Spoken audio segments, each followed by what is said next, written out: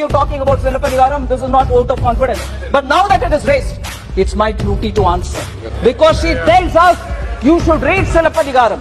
திராவிட முன்னேற்ற கழகத்தின் மிக முக்கியமான எம்பியாக இருக்கக்கூடிய கனிமொழி அவர்களை செருப்பால் அடித்தது போல் பல கேள்விகளுக்கு பதிலளித்த நிர்மலா சீதாராமன் அவர்கள் திருப்பி பதில் கூற முடியாமல் திணறிய கனிமொழி அவர்கள் தமிழகம் திராவிடமாகத்தான் இருக்கிறது, தமிழகம் என்று சொல்லக்கூடாது என்று மக்களவையில் பேசியிருக்கிறார் கனிமொழி அவர்கள். அதற்கு உதாரணமாக சிலப்பதிகாரத்தை சுட்டிக்காட்டியுள்ளார். இங்குதான் தற்பொழுது நிர்மலா சீதாராமன் அவர்கள் தமிழகம் மட்டும்தான் சிலப்பதிகாரத்தில் கூறப்பட்டுள்ளது என்றும் திராவிடம் என்ற ஒரு வார்த்தையே கிடையாது என்றும் மக்களை நீங்கள் மொழியால் அவர்களை அடக்குமுறையாக செய்து வருகிறீர்கள்.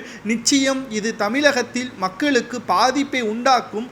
மக்களவையில் நாங்கள் கொடுக்கின்ற ஒவ்வொரு வாக்குறுதிகளையும் முழுமையாக தமிழக மக்களுக்கு தெரியப்படுத்தாமல் நீங்கள் மறைத்து வருகிறீர்கள் என்றும் தமிழக மக்களுக்கு நீங்கள் தான் துரோகத்தை செய்கிறீர்கள் என்றும் தற்பொழுது வரை தூத்துக்குடியில் ஒதுக்கீடு செய்த 150 கோடி மக்களவையிலிருந்து உங்களுக்கு ஒதுக்கீடு செய்யப்பட்டது. ஆனால் அதற்கான கணக்கை இன்னும் காட்டவில்லை. கடந்த ஆட்சியில் அந்த ஒதுக்கீடு செய்யப்பட்டது. ஆனால் இன்று வரை அந்த கணக்கை காட்டாதது ஏன், செலவு செய்ததை சுட்டிக்காட்டாதது ஏன் என்ற காரணத்தையும் தற்பொழுது கனிமொழி அவர்களுக்கு எதிராக நிர்மலா சீதாராமன் அவர்கள் ஒவ்வொரு கேள்விகளையும் கூறியுள்ளார். தமிழகம் ₹1 கொடுத்தால் 29 பைசா மட்டும்தான் தருகிறது என்றால் தமிழகத்தை தவிர மற்ற மாநிலங்களும் இந்தியாவில் இருக்கிறது என்பதை ஏன் கனிமொழி அவர்களுக்கு தெரியாதா? தமிழகத்திலும் பல மாவட்டங்கள் இருக்கிறது. எல்லா மாவட்டத்திற்கும் ஒரே சீராகத்தான் பணத்தை கொடுத்து வளர்ச்சி அடைய வைக்கிறீர்களா? சில மாவட்டத்திலிருந்து அதிக நிதி வரலாம், சில மாவட்டத்திலிருந்து குறைவான வரி வரலாம். இவைகளை அனைத்தையும் கணக்கிட்டு சராசரியாக செலவு செய்வதுதான் தமிழகத்தை சார்ந்த நிதிநிலை அறிக்கை. உங்களது நிதி அமைச்சர் உங்களுக்கு தெரியப்படுத்தவில்லையா?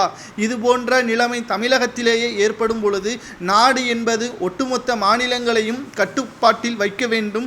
அது ஏழ்மையான மாநிலங்களும் இருக்கும், வளர்ச்சியடைந்த மாநிலங்களும் இருக்கும். அதற்காக நிதியை சரிசமமாக பிரித்தால் வளர்ச்சியடைந்த மாநிலங்கள் வளர்ச்சி அடைந்து கொண்டுதான் இருக்கும், ஏழ்மையான மாநிலங்கள் ஏழ்மையாகத்தான் இருக்கும் என்பதை சுட்டிக்காட்டியுள்ளார் நிதியமைச்சர் நிர்மலா சீதாராமன் அவர்கள். தமிழகத்தை பொறுத்தளவிற்கு திராவிட முன்னேற்ற கழகம் மக்களை ஏமாற்றி வருவதாகவும் தமிழக மக்களுக்கு பல திட்டங்களை கொடுத்திருக்கிறது. குறிப்பாக எய்ம்ஸ் மருத்துவமனை முதல் தவணையாக 175 கோடி ரூபாய் கொடுத்திருக்கிறது. அதற்கான கணக்கை இன்று வரை காட்டவில்லை. காரணம், ஒரு செங்கலை மட்டும்தான் மத்திய அரசு நட்டியிருப்பதாக இவர்கள் கூறுகிறது என்றால் 175 கோடிக்கு ஒரு செங்கல் மட்டும்தான் வாங்கியுள்ளார்களா என்ற கேள்வியே நிர்மலா சீதாராமன் அவர்கள் கூறியுள்ளார்.